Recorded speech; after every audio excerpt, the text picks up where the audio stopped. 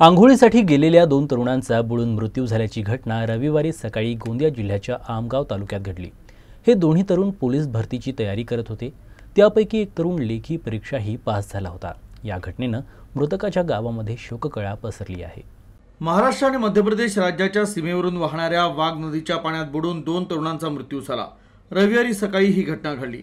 कृष्णकुमार पारधी आणि शुभम कांबळे अशी दोनही मृतकांची नावे आहेत। दोघे मृतक हे पोलीस भरतीची तयारी करत होते आणि दररोज सकाळी ते सरावासाठी जायचे।